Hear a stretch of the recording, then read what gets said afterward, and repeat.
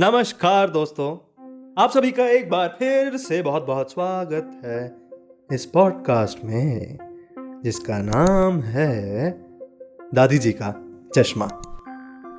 दोस्तों, पिछली बार की तरह आज भी हम एक और नए महान व्यक्ति के बारे में जानेंगे। जी हाँ, ये सनातन कल्चर से ही है। तो आइए बिना किसी देरी के एक बार फिर से शुरुआत करते हैं। जैसा कि हमारी पिछली वीडियोस में हुई है, आज भी वैसे ही शुरुआत करते हैं। एक महान व्यक्ति के बारे में जानेंगे। तो ये बहुत कोई ऐसी कहानी नहीं है, कोई कथा नहीं है, बहुत छोटा सा एक बीच में एग्जर्प्ट आएगा, लेकिन उनके बारे में बहुत कुछ पता लगेगा।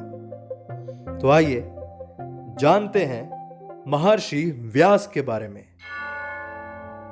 संसार में जितने भी ग्रंथ हैं उन सब में महाभारत ग्रंथ सबसे बड़ा है। धर्म, जो कि हम जानते ही हैं, राजनीति यानी कि पॉलिटिक्स, इतिहास, हिस्ट्री और विज्ञान यानी कि साइंस, सभी विषयों का इसमें सुंदर विवेचन है। महाभारत के बारे में कहा जाता है कि जो कुछ संसार में है वो सब कुछ इसी में है, और जो इसमें नहीं है वो संसार में नहीं है। इस महान ग्रंथ के बनाने वाले महर्षि व्यास ही हैं। महर्षि व्यास का जन्म गंगा के एक द्वीप पर हुआ था। इनका रंग काला था, इसलिए इनका नाम कृष्णद्वैपायन पड़ा। इनके पिता का नाम महर्षि पराशर और माता का नाम सत्यवती था। महर्षि पराशर बड़े उच्च कोटि के विद्वान और तपस्वी थे। देश में दूर दूर तक इनका नाम था। बड़े बड़े सम्राट इनका आशीर्वाद पाने के लिए ललायत रहते थे। महर्षि पराशर बड़े उच्च कोटि के विद्वान और तपस्वी थे। देश में दूर दूर तक इनका नाम था। बड़े बड़े सम्राट इनका आशीर्वाद पाने को ललायत रहते थे। महर्षि व्यास की बुद्धि बड़ी तीव्र थी, यानी कि जो उनका इंटेलेक्ट था बहुत ही शार्प था। जो बात ये एक बार सुन लेते थे उसे सदा याद रखते थे। हिमालय की गोद में इनकी शिक्षा प्रारंभ हुई। अनेक ऋषि मुनियों के आश्रम में जाकर इन्होंने ज्ञान प्राप्त किया। उस समय वैदिक साहित्य बिखरा पड़ा था। कुछ ऋचाएं किसी ऋषि के पास थी और कुछ ऋचाएं किसी ऋषि के पास थी। सारी ऋचाएं एक ऋषि के पास प्राप्त नहीं हो सकती थी। महर्षि व्यास ने अनुभव किया कि यदि वैदिक साहित्य की यही दशा देश में रही तो एक दिन सारा साहित्य समाप्त हो जाएगा। ये सोचकर उन्होंने हिमालय से कन्याकुमारी तक तथा पूरब से पश्चिम तक संपूर्ण भारत की यात्रा करी। सुनने में कितना आसान लगता है कि यात्रा करी। आज तो हमारे पास प्लेन्स है, ट्रेन्स है, गाड़ियां हैं। सोचिए तब शायद ही बैलगाड़ी होगी या पैदल। बहुत मुश्किल होगा। बड़े बड़े ऋषि मुनियों से मिले, मंत्र इकट्ठे किए, चर्चाएं की।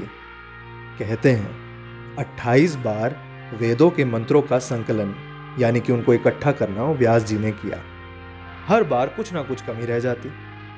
अब लास्ट में यानी कि अंत में घोर परिश्रम करके उन्होंने वेदों को एक रूप दिया जो आज तक हमारे देश में प्रचलित है। इसी कार्य के कारण इनका नाम वेदव्यास पड़ गया। महर्षि वेदव्यास को कुछ समय बाद मालूम हुआ कि जो काम उन्होंने पूरा किया उससे साधारण लोगों का कोई भला नहीं हो पाया। इसलिए इन्होंने संसार के कल्याण के लिए एक नया उपाय खोजना प्रारंभ कर दिया। अंत में इनको महाभारत लिखने की प्रेरणा हुई, जिससे एक्चुअली लोगों का भला हो सके। मनुष्य के रूप को ये जानते थे। मनुष्य पाप की ओर ना चला जाए, ये सोचकर उन्होंने महाभारत के रूप में छोटी बड़ी अनेकों कथाएं रच दी। सब प्रकार के चरित्रों का इसमें समावेश कर दिया। अच्छा क्या है, बुरा क्या है, सबको भली भांति उन्होंने इसमें समझाया है।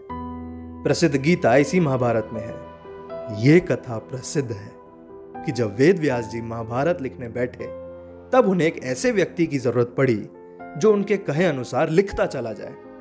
बड़ी खोज के बाद उन्हें गणेश जी मिले।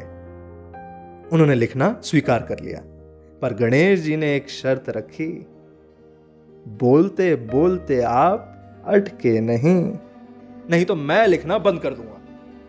वेद व्यास जी ने शर्त स्वीकार कर ली। ठीक है, कार्य शुरू हुआ। श्री गणेश जी और वेद व्यास जी की कृपा से और उनकी मेहनत से आज ये उसी का ही फल है जो आज हमें महाभारत जैसे बहुमूल्य अनुपम ग्रंथ मिले। महाभारत में मुख्य कथा तो कौरवों और पांडवों की ही है, पर इसके साथ साथ ही अनेकों और पात्र हैं जिनको इन्होंने महाभारत में सजाया है। महाभारत के आधार पर अनेकों कवियों ने उत्तम उत्तम ग्रंथ लिखे हैं। महाभारत ग्रंथ आज भी अपने ढंग का अनुपम ग्रंथ है। दोस्तों, आज के लिए बस इतना ही। मैं उम्मीद करता हूं कि आप सभी लोग स्वस्थ होंगे, कुशल होंगे, आपके घर में सब ठीक होगा। और आइए, हर बार की तरह आज भी केवल और केवल 2 से 4 मिनट जहां पर भी हैं वहीं पर ही शांत होकर के बिल्कुल एकांत में आंखें बंद करें और प्रार्थना करें कि हम जल्दी इस कोरोना से पूरी तरीके से मुक्त हों और एक बार फिर सुबह सूरज उगे जब ये कोरोना हमारी लाइफ में ना हो। आप सभी का हृदय से बहुत बहुत शुक्रिया। फिर मिलेंगे नई कहानी के साथ। तब तक के लिए ख्याल रखिएगा।